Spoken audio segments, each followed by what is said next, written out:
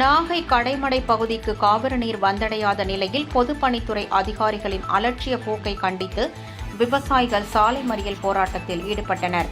Kaveri delta மாவட்டங்களில் குறுவை சாகுபடி மேற்கொள்வதற்கு ஏதுவாக மேட்டூர் அணையிலிருந்து கடந்த ஜூன் 12ஆம் தேதி தண்ணீர் திறக்கப்பட்டது.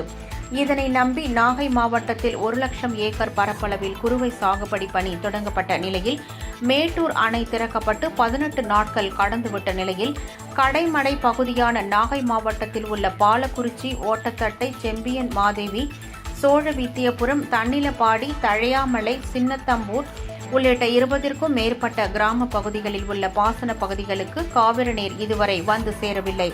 இதனால் பாதிக்கப்பட்ட விவசாயிகள் நாகப்பட்டினம் டு பாலக்குறிச்சி இடையிலான நெடுஞ்சாலையில் நீடூர் பாலம் அருகே இன்று திடீர் சாலை மறியல் போராட்டத்தில் ஈடுபட்டனர். இதனால் அந்த பகுதியில் 2 மணி நேரம் போக்குவரத்து பாதிக்கப்பட்டது.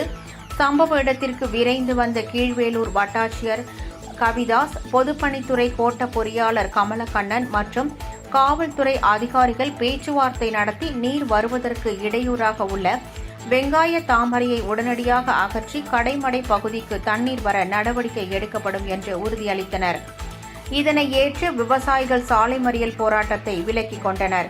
காலதாமதமாக குறுவை சாகுபடி தொடங்கப்பட்டால் பருவமழையில் சிக்கி அழிந்துவிடும் எனவும், எனவே பொதுப்பணித்துறை அதிகாரிகள் அலட்சியம் காட்டாமல் உடனடியாக கடைமடை பகுதிக்கு தண்ணீர் வந்து சேருவதை உறுதி செய்ய வேண்டும் எனவும் விவசாயிகள் கோரிக்கை விடுத்தனர்.